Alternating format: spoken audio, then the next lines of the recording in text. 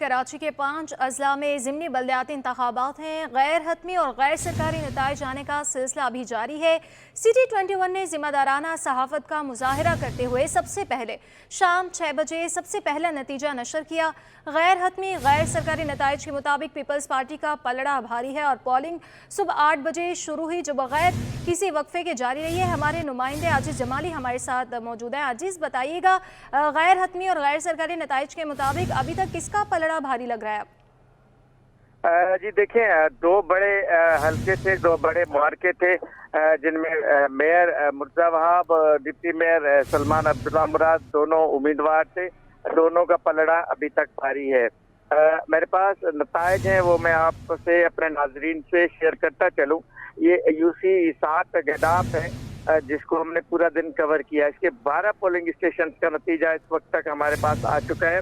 इन 12 polling station के नतीजे के मुताबिक पाकिस्तान पीपल्स पार्टी के सलमान अब्दुल्ला मुराद और वाइस चेयरमैन सलीम मेमन ने 3678 वोट लिए हैं और ये पहले नंबर पे हैं। 12 पोलिंग स्टेशन का नतीजा है, जिसमें पीपल्स पार्टी 3678 वोट, दूसरे नंबर पर जमात इस्लामी के अयूब खास के लिए हैं, जिन्होंने 829 वोट लिए हैं। तीसरे नंबर पर पीटीआई के हफीज जोखियो हैं, जिन्होंने 104 वोट लिए हैं। तो इस तरह आधे से कुछ कम पोलिंग स्टेशन हैं। टोटल 27 पोलिंग स्टेशन हैं इस हल्के पे, जिसमें 12 पोलिंग स्टेशन का नतीजा आ चुका है, जिनमें बड़े मार्जिन के साथ पीपल्स पार्टी के सलमान अब्दुल्ला मुराद आगे हैं, पहले नंबर पर हैं, जबकि दीगर जो उम्मीदवार हैं वो बहुत ही पीछे हैं, बहुत बड़े मार्जिन के साथ ये आगे हैं। तो इस तरह मलीर से तो कामयाबी के वाज़े इम्कान नजर आ रहे हैं। अब तक जो नताइज आ रहे हैं, जहाँ 100 सलमान अब्दुल्ला मुराद का वोट निकलता है, वहाँ दीगर जमातों के 100 के मुकाबले में 5 या 7 वोट निकलते हैं। इस तरह इतना बड़ा फर्क है। अच्छा आजिज़, बताइएगा जैसे कि 12 पोलिंग स्टेशन के रिजल्ट सामने आ चुके हैं, गैर हतमी गैर सरकारी नताइज भी आने का सिलसिला जारी है, ये बताइएगा क्या क्या रिजल्ट है, उन हवाले से भी हमें अपडेट कीजिएगा। जी देखिए, ये एक नतीजा सिर्फ मैं आपको बता देता हूँ यूसी 7 गडाफ का, जिसके 12 पोलिंग स्टेशन का नतीजा मैंने आपसे शेयर किया। उसके मजीद एक पोलिंग स्टेशन का नतीजा भी आ चुका है। ये स्कूल है रेडी स्कूल, जिसका नतीजा आ चुका है। इस नतीजे यहाँ पे 306 वोट पड़े हैं टोटल, जिसमें 295 वोट जो हैं वो सलमान अब्दुल्ला मुराद के निकले हैं। ये समझे कि 13वां नतीजा है। इस 27 पोलिंग स्टेशन में अगर उन 300 में से इसमें शामिल करें तो तकरीबन 3900 से ज्यादा वोट बन जाते हैं सलमान अब्दुल्ला मुराद के, जबकि दूसरे जो उम्मीदवार हैं उनको 30-30, 40-40 वोट के फर्क के साथ जो इनका इजाफा हुआ है। तो ये सूरत हाल है। सूरत हाल वन वे तरफ है। मलीर के यूसी गडाफ 7 में चेयरमैन और वाइस चेयरमैन के इलेक्शन में बिल्कुल वन वे तरह के नताइज आ रहे हैं, जिसमें पाकिस्तान पीपल्स पार्टी के उम्मीदवार बहुत आगे हैं। जी ठीक है आजिज़, आप हमारे साथ ही रहिएगा। गैर हतमी और गैर सरकारी नताइज आने का सिलसिला अभी जारी है। आजिज़, आप हमारे साथ ही मौजूद है, बताइएगा कि सबसे ज़्यादा टर्न आउट किस यूसी में देखने में आया, और जैसे आपसे पहले बात हो रही थी, आपने बताया था कि ख़वातीन का जो टर्न आउट है वो कम नज़र आ रहा है। अब ये बताइएगा ख़वातीन का टर्न आउट कैसा रहा है? जी ओवरऑल अगर देखा जाए तो ठीक ही रहा। शाम के टाइम खवातीन का टर्न आउट बहुत ज्यादा हो गया था। 4 बजे के 3 बजे के बाद, खास तौर पे 3 और 4 के बाद खवातीन की बड़ी बड़ी कतारें हमें मलीर के दही पोलिंग स्टेशन में नजर आई, जिनमें जो है खवातीन वोटर्स ने आखिर तक, यानी 5 बजे खत्म होने के वक्त तक भी खवातीन वोटर्स पोलिंग स्टेशन पर मौजूद रही। तो इससे ये सुबह में बहुत कम था, सुबह में बल्कि खवातीन वोटर्स नजर ही नहीं आ रही थी। दोपहर के बाद फिर टर्नआउट में इजाफा हुआ और खवातीन वोटर्स की तादाद में इजाफा हुआ। मजमूई तौर पे टर्नआउट अगर यहाँ पे यूसी 7 गडाफ का देख ले तो वो काफी बेहतर रहा। यहाँ मैं आपसे एक और नतीजा भी शेयर कर दूं। ये यूसी गडाफ के अलावा यहाँ मलीर में एक वार्ड नंबर 4 के जो था वहां पर भी इलेक्शन था। वार्ड नंबर 4 यूसी 1 गडाफ मलिर का, पाकिस्तान पीपल्स पार्टी के नूर आलम, पाकिस्तान पीपल्स पार्टी के नूर आलम जो कि यहाँ से मुकम्मल तौर पर कामयाब हो गए हैं, क्योंकि इसके तमाम पोलिंग स्टेशन का इस वक्त नतीजा मेरे सामने है। गैर सरकारी और गैर हतमी नतीजा है। इस वार्ड पे 11 जो है टोटल पोलिंग स्टेशन पे, और इस 11 के 11 पोलिंग स्टेशन पे पीपल्स पार्टी के उम्मीदवार नूर आलम जोकियो को सरसरी बरतरी इलेक्शन था। गैर सरकारी गैर हतमी नतीजे के मुताबिक पाकिस्तान पीपल्स पार्टी के नूर आलम यूसी 1 गडाफ वार्ड 4 से जीत गए हैं। जी अच्छा आजिज, आपने 12 पोलिंग स्टेशंस के रिजल्ट के हवाले से हमें पहले भी बताया था, दोबारा उस हवाले से हमारे नाज़रीन को बताइएगा। जी हाँ बिल्कुल, ये अब 13 हो गए हैं। ये 13 पोलिंग स्टेशन हो गए हैं यूसी 7 गडाफ के, जिनमें पाकिस्तान पीपल्स पार्टी के सलमान अब्दुल्ला मुराद वाज़े बरतरी के साथ, वाज़े अक्सरियत के साथ ये जीत चुके हैं। तकरीबन इनके वोटों की तादाद 3,900 से जायद हो चुकी है। अब 3,900 जो है पाकिस्तान पीपल्स पार्टी के उम्मीदवार सलमान अब्दुल्ला मुराद और उसके साथ वाइस चेयरमैन का जो उम्मीदवार है सलीम मेमन उसके हैं। यहाँ पे जमात इस्लामी का जो उम्मीदवार है उसके अभी तक 1,000 से भी कम वोट हैं, और पीटीआई का जो हफीज जोकियो है उसके 200 से जायद वोट हैं। तो मैं असल में ये बात बताना चाह रहा हूँ कि यहाँ जो मार्जिन है, यहाँ पे जो फर्क है वो बहुत ज्यादा है। यानी हर पोलिंग स्टेशन में सैकड़ों वोटों का फर्क है। तो इस वजह से जो जो नतीजा आ रहे हैं सलमान अब्दुल्ला मुराद के वोट ज्यादा होते हैं, जाहिर है वो ज्यादा उसका तनासुब फिर बढ़ता जा रहा है। इस तरह ये यूसी 7 गडाफ से इस वक्त तक इन आधे नतायज के मुताबिक, आधे पोलिंग स्टेशन के नतायज के मुताबिक सलमान अब्दुल्ला मुराद और सलीम मेमन वाज़े तौर पे कामयाब होने जा रहे हैं। और अब यहाँ पाकिस्तान पीपल्स पार्टी के जो लोग हैं उन्होंने जश्न का सामान भी बांधा हुआ है, आतिशबाजी का भी तैयारियां हो रही हैं। ये भी कहा जा रहा है कि जैसे ही तमाम पोलिंग स्टेशन का नतायज का ऐलान होगा तो पाकिस्तान पीपल्स पार्टी के जानिब से जीत की खुशी का जश्न भी होगा। अच्छा अजीज, गैर हतमी और गैर सरकारी नतायज आने का सिलसिला तो जारी है। मेरा सवाल ये है कि जो MQM है उन्होंने ज़िमनी बल्दियाती इलेक्शन में हिस्सा नहीं लिया, तो ओवरऑल उसका इम्पैक्ट क्या पड़ा इस इलेक्शन में? जी ये जो ज़िमनी इलेक्शन है इस पे MQM के वोट का कोई बहुत बड़ा फर्क इसलिए नहीं पड़ेगा क्योंकि इन नशस्तों पे पहले से ही लोग कामयाब हुए थे। फिर वो नशस्तें खाली करवा कर दोबारा उन पे इलेक्शन हो रही है। जैसे 2 यूसीज की अगर मैं बात करूं, सदर टाउन का जो यूसी 13 है जहां से मेयर कराची मुर्तजा वहाब उम्मीदवार है चेयरमैन के, इसी यूसी से पहले ही पाकिस्तान पीपल्स पार्टी के उम्मीदवार जीत चुके थे। पीपल्स पार्टी ने ही खाली किया और पीपल्स पार्टी के उम्मीदवार हैं, तो इस वजह से उसकी कामयाबी के वास्ते इम्कान हैं। उसी तरह अगर यूसी 7 गडाफ मलिर की बात करूं तो यहाँ भी यही सूरत हाल थी कि ये दोनों नशस्तें चेयरमैन और वाइस चेयरमैन की पहले से ही पाकिस्तान पीपल्स पार्टी के उम्मीदवार यहाँ पर कामयाब हुए थे। ये नशस्तें खाली कराई गई थी, दोबारा पाकिस्तान पीपल्स पार्टी के उम्मीदवार आए हैं। तो इस वजह से इन ज्यादातर इन नशस्तों पे जैसे आपका जो सवाल है MQM के हवाले से कोई बहुत बड़ा फर्क नहीं पड़ेगा। अलबत्ता जो शहरी इलाके हैं जैसे नाजिमाबाद में एक वार्ड का इलेक्शन है या ईस्ट में जिला टाउन के वार्ड का इलेक्शन है, वहाँ पीपल्स पार्टी के बजाय जमात इस्लामी, TLP और PTI के दरमियान मुकाबला है।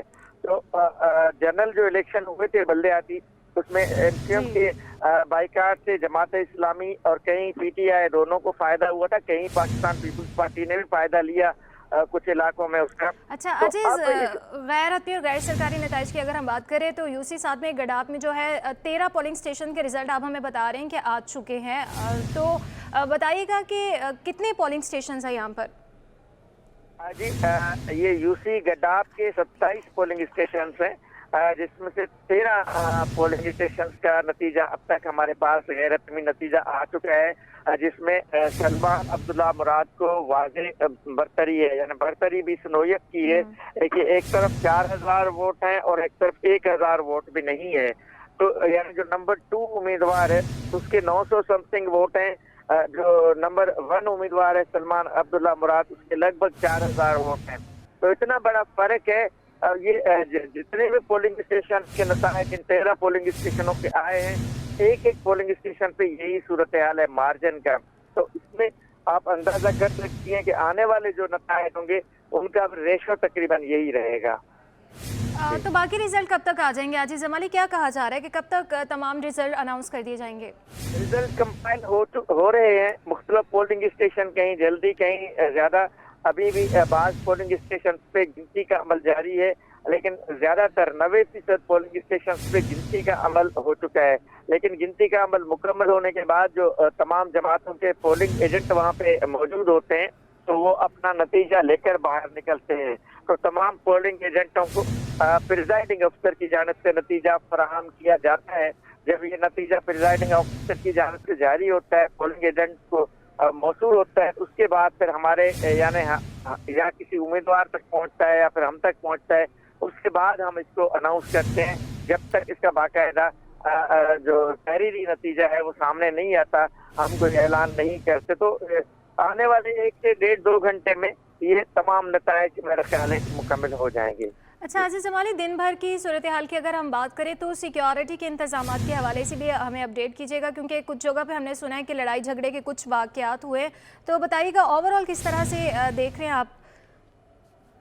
जी देखिए, अगर मजमूई तौर पे देखें तो कोई बहुत बड़ा वाकया नहीं हुआ। कराची का शहर है, छोटे मोटे नारेबाजी या तलखी इस तरह के वाकयात जरूर हुए हैं। कोई बहुत बड़ा हमला नहीं हुआ है, कहीं कोई नाखुशगवार वाकया कोई बहुत बड़ा नहीं हुआ है शहर में। 121 पोलिंग स्टेशन से 5 अजला में, और तमाम पोलिंग स्टेशन पर सिक्योरिटी थी। खवातीन पुलिस एहलकार भी थी, मर्द पुलिस एहलकार भी थे। पुलिस के आला हुकाम ने भी दौरे किए, IG सिंध तक, SSP तक तमाम अफसरान ने दौरे किए। तो इस वजह से सिक्योरिटी कंट्रोल में रहा। दूसरी बात इसमें अहम ये भी है कि ये इस तरह का कोई बहुत बड़ा पोलिंग स्टेशन नहीं थे कि हजारों की तादाद में जहाँ पर लोग जमा होते हैं या जनरल इलेक्शन होते हैं जिसपे झगड़े का या ज्यादा इम्कान होता है तलखियों का, वो आज कम था। जिस वजह से इसका क्रेडिट बहरहाल सिक्योरिटी हुकाम को भी जाता है, उम्मीदवारों को भी जाता है कि कोई बहुत बड़ा वाकया शहर में नहीं हुआ है। और 121 पोलिंग स्टेशन पर। ठीक है, बहुत शुक्रिया आजिज जमाली, हमें लम्हा बलम्हा तमाम तफसीलात से हमें आगाह करें। कराची के 5 अजला में ज़िमनी बल्दियाती इंतखाबात हैं और गैर हतमी और गैर सरकारी नताइज आने का सिलसिला इस वक्त जारी है। गैर हतमी गैर सरकारी नताइज के मुताबिक पीपल्स पार्टी का पलड़ा भारी है, जबकि CT21 ने जिम्मेदाराना सहाफत का मुजाहरा करते हुए सबसे पहले शाम 6 बजे सबसे पहला नतीजा नशर किया है और पोलिंग सुबह 8 बजे से शुरू हुई, जो बगैर किसी वक्फे के जारी रही। कमिश्नर कराची के इक़दामात के मस्बत असरात सामने आने लगे। शहर में रिटेल की सतह पर चीनी 130 रुपए किलो में फरोख्त होने लगी हैं। इस पर मजीद तफसीलात काविश मेमन की रिपोर्ट में। मुनाफाखोरों के खिलाफ इंतजामिया ने शिकंजा कस लिया। कराची में इंतजामिया की जानिब से अशिया की सरकारी कीमतों पर फरोख्त पर सख्ती रंग लाने लगी। रिटेल में चीनी 130 रुपए किलो पर आ गई। रिटेल के दुकानदार कहते हैं कमिश्नर कराची ने सरकारी रेट तय करके अच्छा फैसला किया। सरकारी नरखों पर अमल दरामद से मुनाफाखोरों को लगाम मिलेगी। को फायदा होना चाहिए और जो है मुनाफाखोरों को लगाम होनी चाहिए। ये सब चीज अच्छी हो रही है और ये कंटिन्यूस चलनी चाहिए, इसमें रुकावट नहीं होनी। और इसमें काम कमिश्नर का भी है कि रिटेल दुकानदारों से ताउन करें, ऐसा ना करें उनको हैरासमेंट करें। हैरासमेंट से ये होता है कि दुकानदार फिर बेचना बंद कर देते हैं। इसलिए उनसे भी पूछा जाए कि भाई आपको मिली है चीज कहाँ से मिली है, और अगर उन्होंने महंगी खरीदी है तो जहाँ से महंगी खरीदी वहाँ पर पहुँच के उनके ऊपर भी क्रैक डाउन करना चाहिए। शहरियों का कहना है कि सरकारी नर्ख पर अमल दरामद न करने वालों के खिलाफ कार्रवाई की जाए। कमिश्नर कराची ने होलसेल में चीनी की कीमत 123 रुपए और रिटेल में 128 रुपए किलो मुकर्रर की थी। कैमरामैन गुलफाम के साथ काविश मेमन, CT21। चक्की मालिकान ने सरकारी निर्ख नज़रअंदाज कर दिए। चक्की का आटा सरकारी कीमत से 20 रुपए महंगा कर दिया, जबकि शहर में चक्की का आटा 160 रुपए किलो में फरोख्त किया जाने लगा। काविश मेमन की रिपोर्ट। चक्की मालकान की मनमानी, सरकारी नर्ख नजरअंदाज कर दिए। चक्की मालकान ने मलबा फ्लोर मिल्स पर गिराते हुए कहा कि मिल्स वाले कीमत कम करेंगे तो मार्केट में भी आटा सस्ता मिलेगा। मिल वाले जो है देना शुरू करेंगे, मार्केट में आटा कल से आना शुरू हो जाएगा। इंशाल्लाह ताला उम्मीद है कल से बिकना भी शुरू हो जाएगा।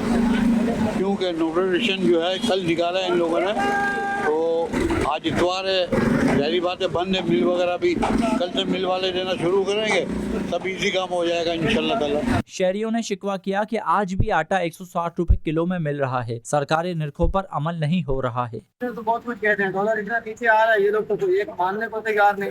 जब डॉलर महंगा हो रहा है तो हर चीज महंगी कर रहे हैं, जब डॉलर नीचे आ रहा है तो कहने वाला पूछने वाले नहीं। दूसरी जानिब इंतजामिया की जानिब से मुनाफाखोरों के खिलाफ कार्रवाइयों के दावे किए जा रहे हैं। कैमरामैन गुलफाम के साथ काविश मेमन, सिटी 21।